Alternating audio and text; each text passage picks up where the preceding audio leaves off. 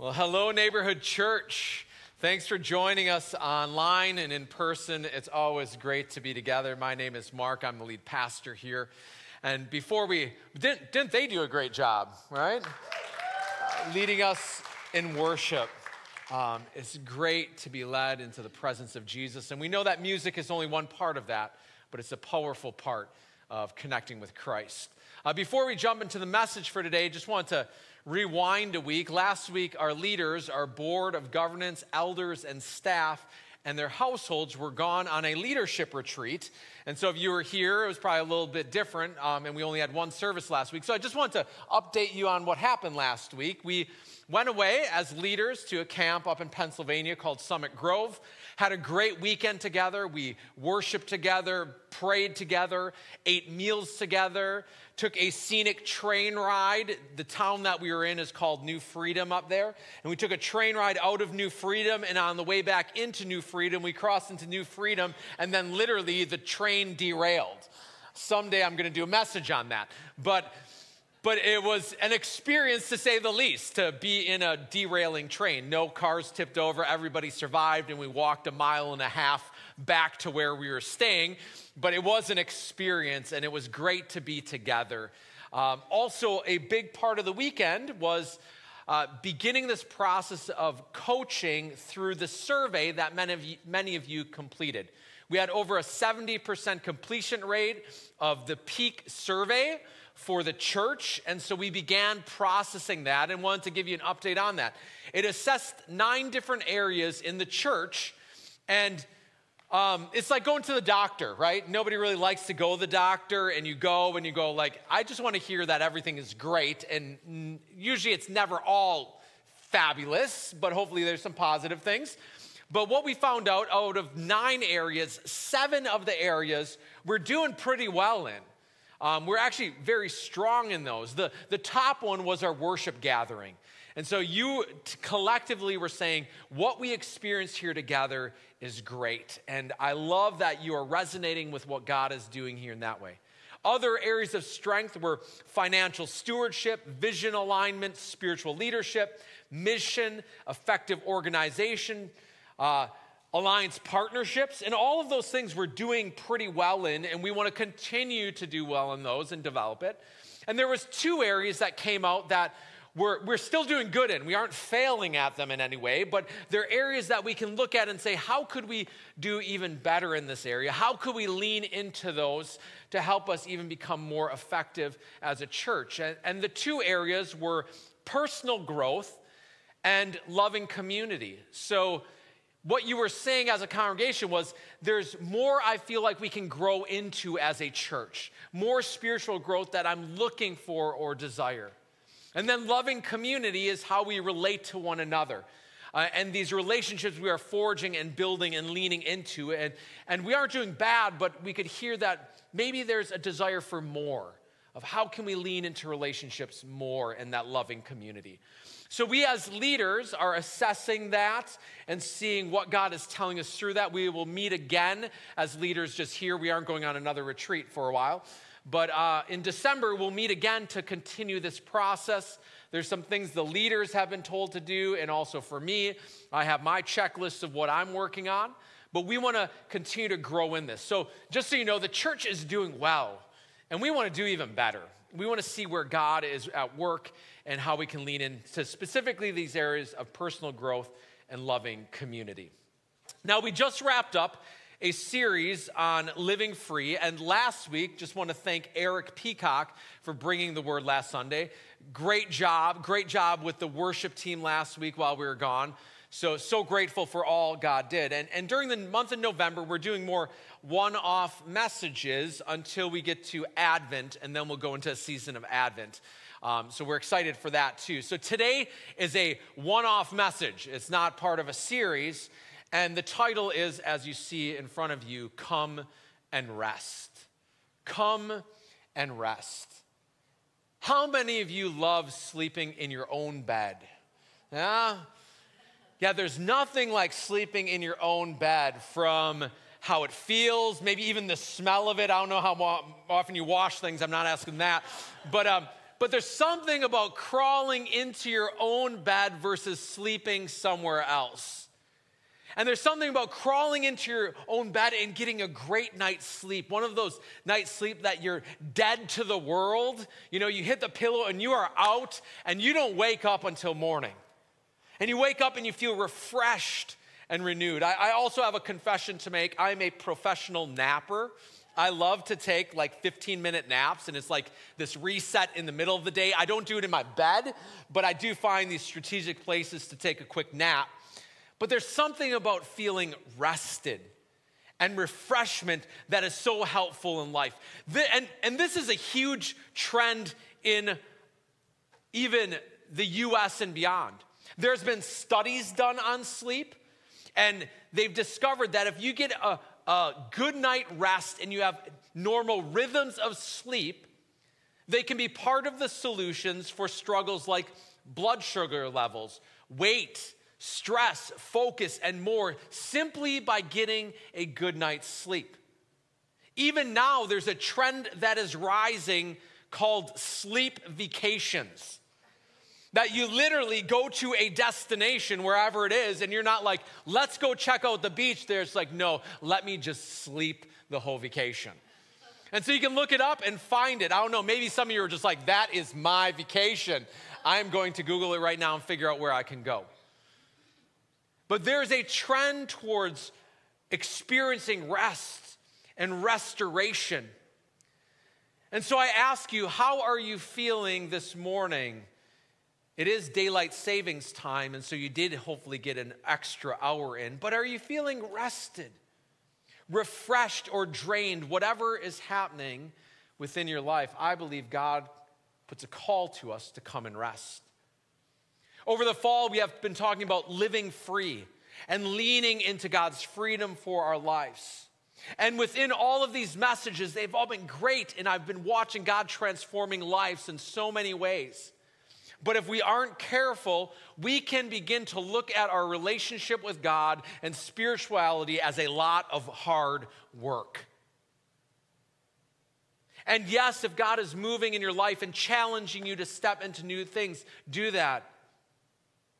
But we must be careful that when we talk about living free and living out the life of Christ, that we don't just focus on the healing over the healer, deliverance over the deliverer, or the gift over the giver of every great gift.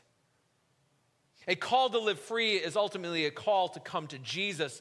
And Jesus calls to those who are weary and struggling and burdened and weighted down, and he calls them to come and rest.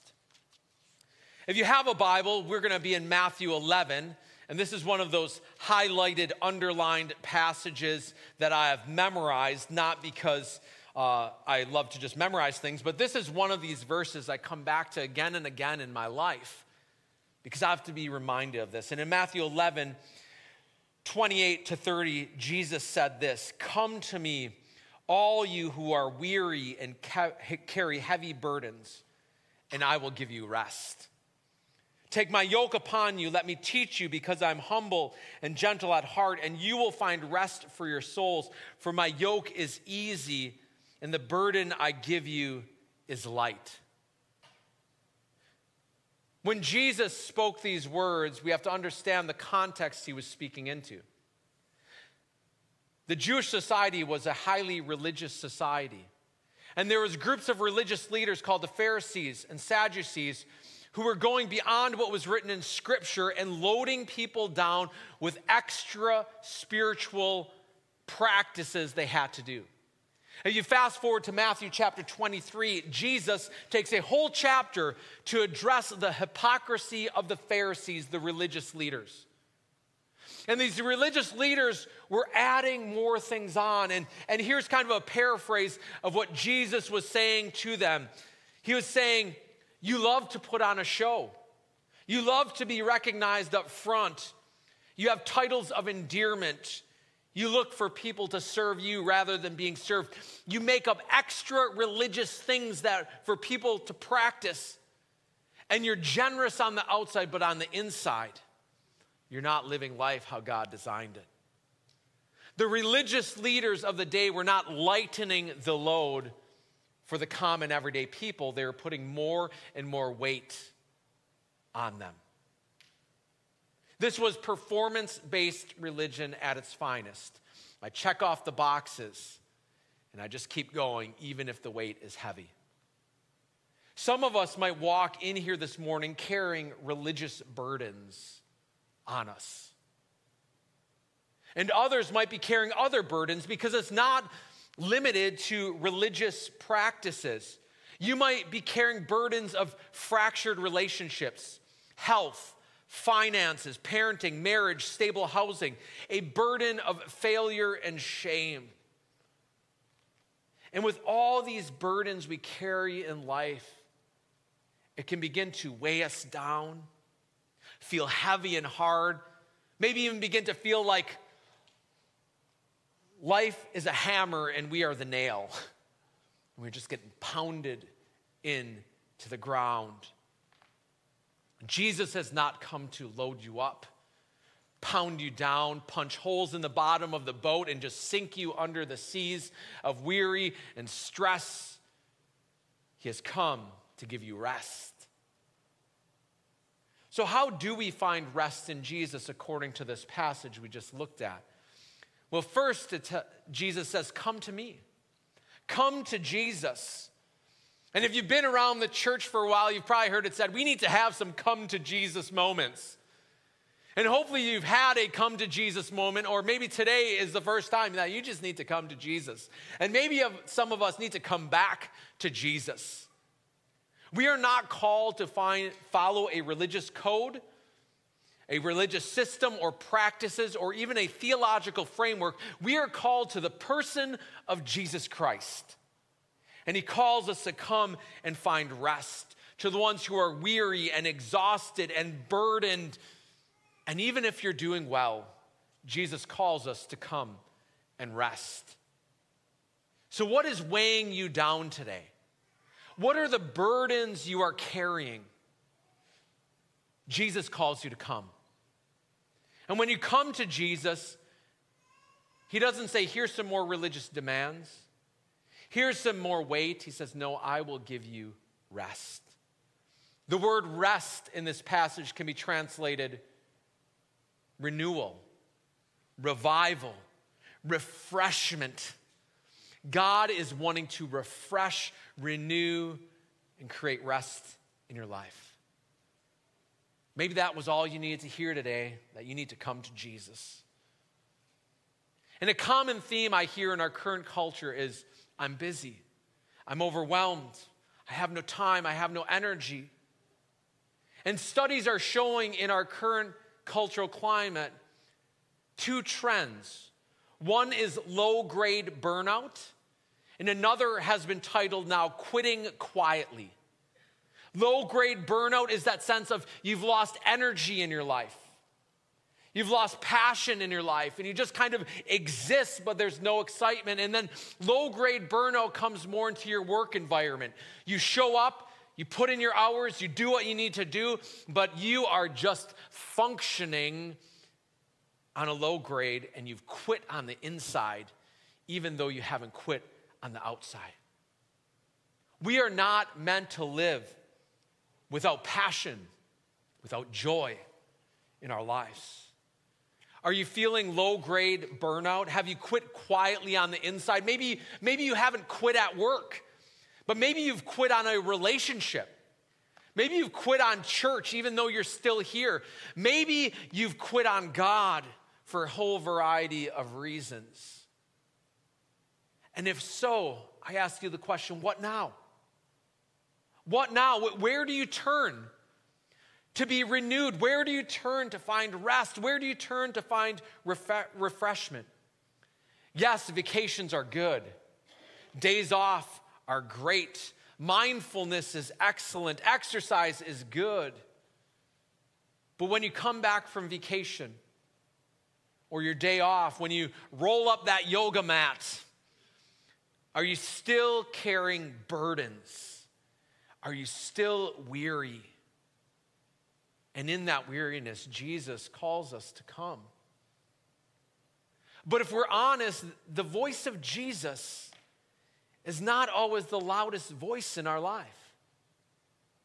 There's so many competing, conflicting voices that we hear. Voices from the inside, voices outside, and we live in a cultural moment of a lot of noise.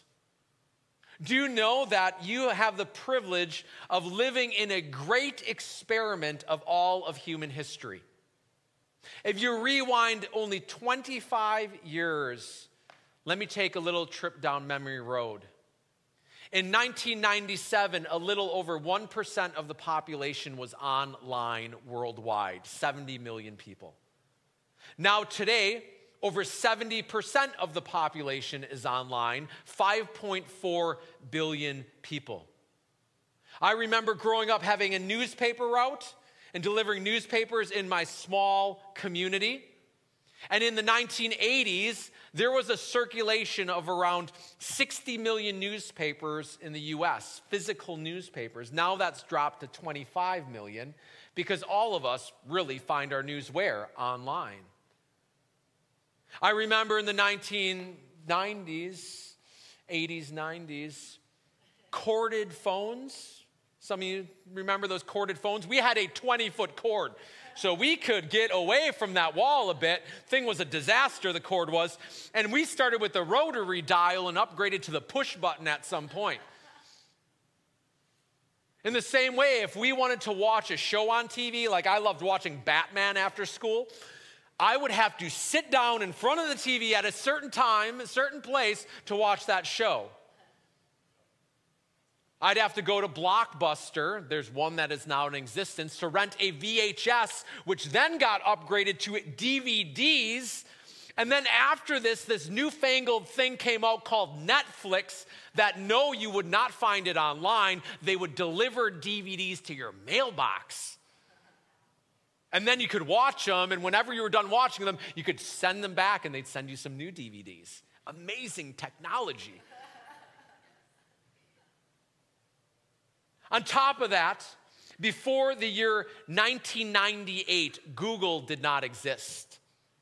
It did not exist. 2004 brought Facebook into being. 2005, YouTube. 2006, Twitter. The iPhone, the first one, came out in 2007. 2010, Instagram. 2016, TikTok. And now we live connected at all times, and I bet if I told you to pull out a phone from your pocket, the majority of you are going to pull out some kind of high-speed connected device right at your fingertips. There's a study that was done on a review.org, and you can actually, I have an iPhone. I'm not promoting it, but I do think it's better than Android. But on here, you can actually track how many times you pick up your phone every day. So I'm currently averaging about 70 times a day I pick up this device. Review.org, the average person in the US picks up their device, get ready for this, 344 times a day. You pick up that device. 344 times a day. Imagine in the 1990s going to your wall phone that many times a day. Like with the cord, back and forth. People would think that you need to be admitted to a hospital. But we just consider it normative. Our screens, our phones, our computers, our TVs are designed to keep us scrolling and watching beyond anything you ever intended. If you go on YouTube, what happens when you finish a video? Another one starts. You don't even have to go looking. And easily, all of these things can call with a louder voice than Jesus. And it calls to you often in these moments, come and rest. Come to me for entertainment. Come to me for answers on Google. Come to me when you are bored. Come to me when you're struggling. Come to me with your relationships. Come to me when you're not feeling good. When that relationship is falling apart and you know to deal with it, why don't you come and get a dopamine hit over here instead of dealing with that? And easily, we can turn to our devices and believe that in that device, we are going to find rest. But if you go to bed at night with a screen in front of you and you wake up the next morning with a screen in front of you and you identify that there's something not healthy going on in your life,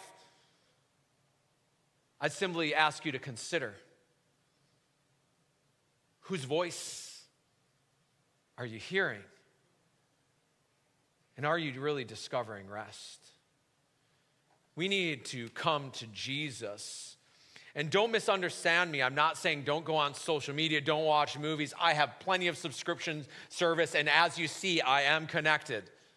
So don't hear against, but hear, where are you finding rest? In the book of Jeremiah, the prophet is speaking to part of the nation of Israel. It was the divided kingdom time. And Jeremiah 16, this prophet says to the nation of Israel, this is what the Lord says: stop at the crossroads and look around. Ask for the old godly way and walk in it. Travel its path and you will find rest for your souls. But you replied, no, that's not the road we want. Each moment, each day, we stand at a crossroad of how we're going to live our lives for that day. And our lives become a product of our moments, in our days, in our weeks, in our months, in our years. And Jeremiah challenges us to stop at that crossroad and look around, evaluate your life. Think about what you do. Don't just let these things happen to you. Process what's actually going on, how you're functioning, how you're feeling. And he then says, ask for the old godly ways and walk in it. He did not say the old ways are good and the new are bad. Don't misunderstand that, because I don't want to go back to a corded phone. And I remember one of the first cell phones I had a bag attached to it. Okay, a bag phone. I don't even, I do not want to go back to those days. He's not saying the old is good, the new is bad. He's saying, no, the old godly ways. The way people have discovered spiritual rhythms and practices over the millennium. And through generations, God is consistently speaking and calling us to return to him, come back to him, find rest in him. And Jesus calls to us, come and rest, come to Jesus. And once you come to Jesus for rest, what does he say? He says, learn from Jesus. He says, take my yoke upon you and learn from me. Take my yoke upon you and learn from me. A yoke at that time was used to harness two animals to some type of device used in the field to plow. And again, this idea of being yoked to something is this idea of a weight connected to it and a direction that you're going.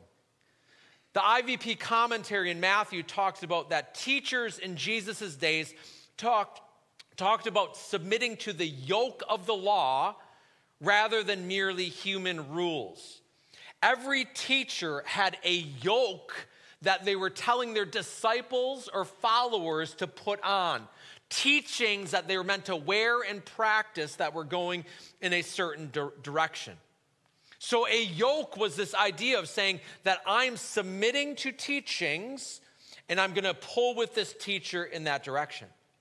And Jesus is saying, come and learn from my teachings, understand and practice from me. Learn how I can give you rest. Learning is a process. Learning is a journey. I have 4 kids currently in school, and I'm also in school, and there's a challenge that comes from learning something new. If you try to pick up a new instrument, if you try to learn a new practice, you even buy a new car and they'll give you not only the manual, but maybe a couple of classes now with all the different buttons and gadgets in a car. And learning things that are new have a weight to them. That it doesn't feel easy and comfortable right away because you're learning something new. But over time, when you practice these things, the yoke, that learning, becomes more normative as a part of your life. And when we follow Jesus, when we learn from his teachings and practices, yes, maybe to begin with it will feel heavy, but over time, it will become a light yoke. Is learning always comfortable? No. Is learning always easy? No. But we are called to follow Jesus in his teachings and his application to our lives. And if you're wondering about Jesus' teachings, a great place to revisit again and again and again is the four Gospels, the four first books in the New Testament. They're the narratives of Jesus' life: Matthew, Mark, Luke, and John. And sit at the feet of the Rabbi Jesus and learn his rhythms, learn his teachings, and apply them to your life. How do we find rest? We come to Jesus, we learn from Jesus. And the third, we know the character of Jesus.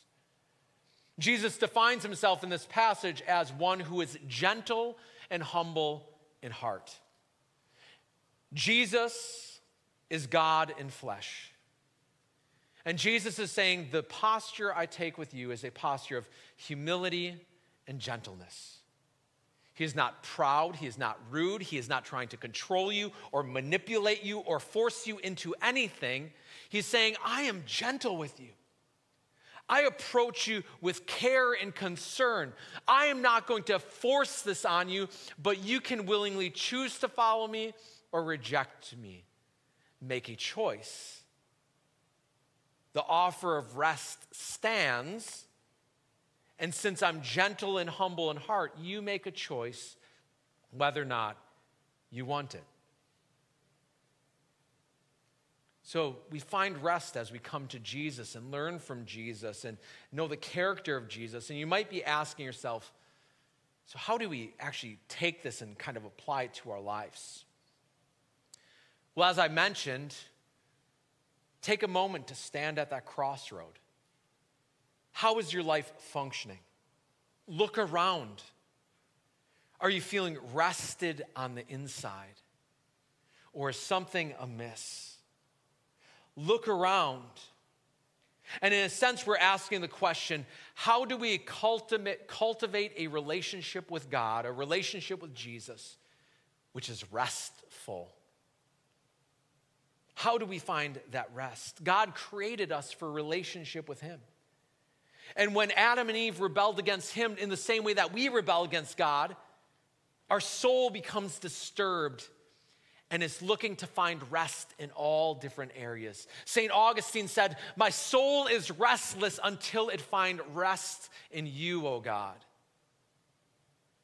Hebrews chapter 4 talks about entering God's rest takes believing, takes practice. Even if you call yourself the people of God, it doesn't just give you a default that I'm rested. You actually need to step in and believe God that he wants to grant you rest.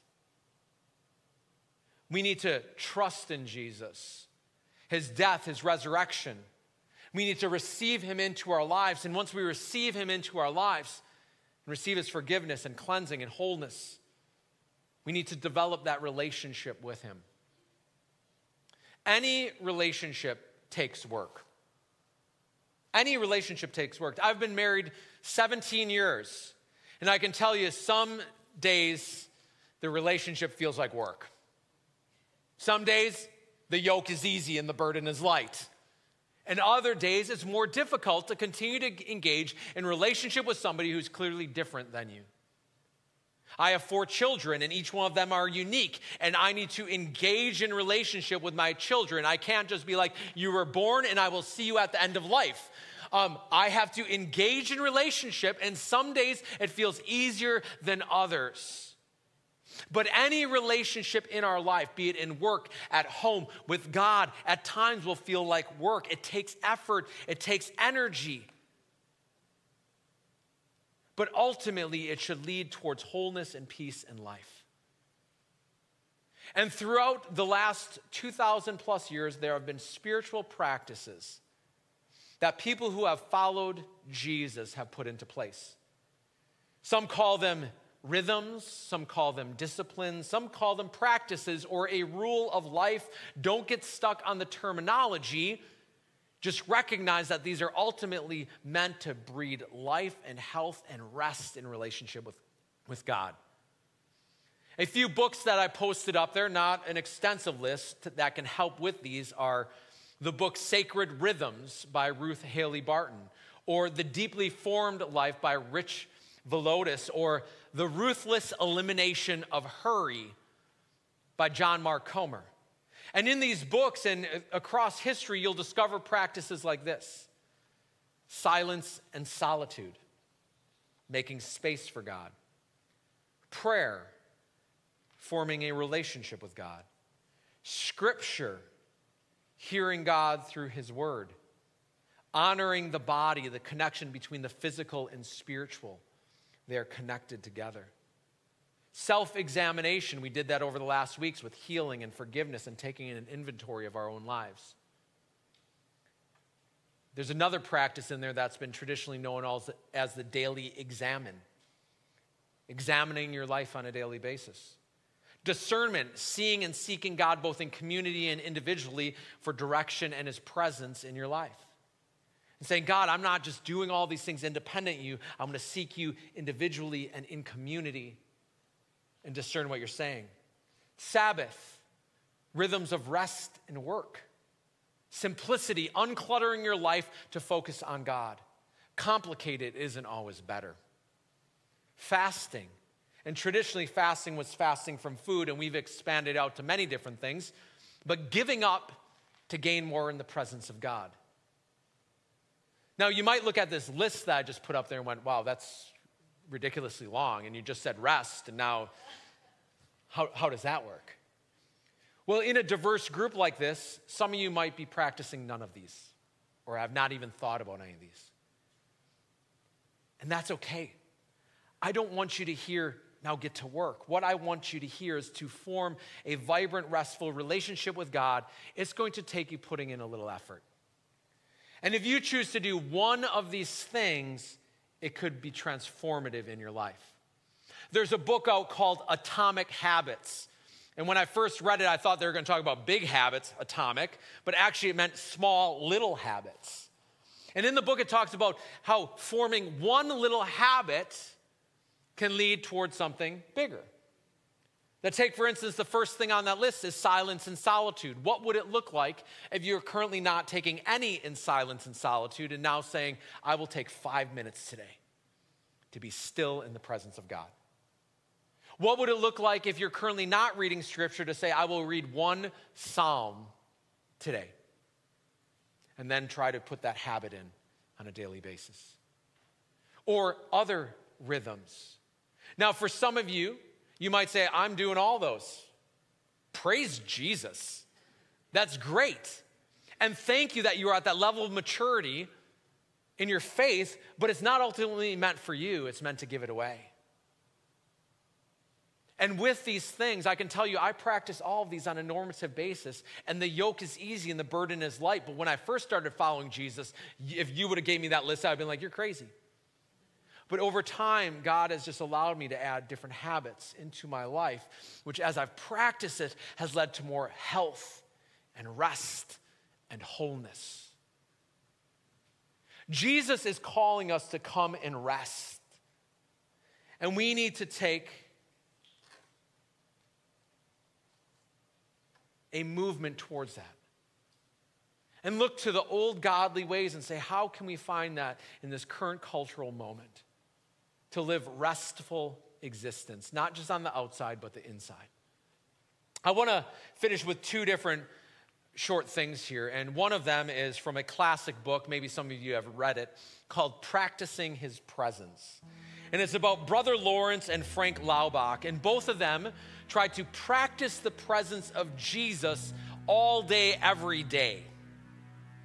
That they want to focus their energy, focus their mind, focus their heart on Jesus for every moment of the day.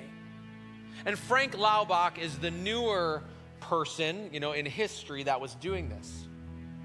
And for 1 year, he decided that I am going to try to make this my journey to focus on Jesus all the time. And 2 months in, here is a journal entry by him. And what I want you to hear as I read this is this tension of how he's discovering rest, but it took some work and effort to get to the place of rest, but in the end, it lightened the whole load. And so listen to the words of him. As I analyze myself, this is Frank Laubach, as I analyze myself, I find several things happening to me. As a result of these 2 months of strenuous effort to keep the Lord in mind every minute. Oh my, that is a serious effort. And he said, this concentration upon God is strenuous. It's strained me, it's challenged me, it's moved me. But everything else has ceased to be so. Do you hear it? That there's strain, the yoke over here of something new became strenuous, but all of life over here has not. And he said this, I think more clearly. I forget less frequently. Things which I did with strain before, I now do easily with no effort whatsoever. I worry about nothing and lose no sleep. I walk on air a good part of the time. Even the mirror reveals a new light in my eyes and face. I no longer feel in a hurry about anything. Everything goes right. Wow. Each minute, I meet calmly as though it were not important. Nothing can go wrong excepting one thing, that is, that God may slip from my mind if I do not keep on my guard. If he is there, the universe is with me. My task is simple and clear. I'm not there having Jesus before me for every moment. But what if we took a step in that direction? Today is not a call to load yourself up with more spiritual practices and demands. Today is a call to lean into relationship with Jesus through these spiritual practices so that over time, the load is lightened. The yoke is easy. The burden is light because your master is Jesus, the one who has said he is gentle and humble in heart and is there for you to find rest for your souls. The writer of the Message, Eugene Peterson, puts the same passage like this. Are you tired? Worn out? Burned out on religion? Come to me. Get away with me, and you'll recover life. I'll show you how to take a real rest. Walk with me and work with me. Watch how I do it. Learn the unforced rhythms of grace. I won't lay anything heavy or ill-fitting on you. Keep company with me, and you'll learn to live freely and lightly. May we hear the call of Jesus, and may we respond to it in his spiritual rhythms in life, that we will find a deep, deep rest for our souls. Amen.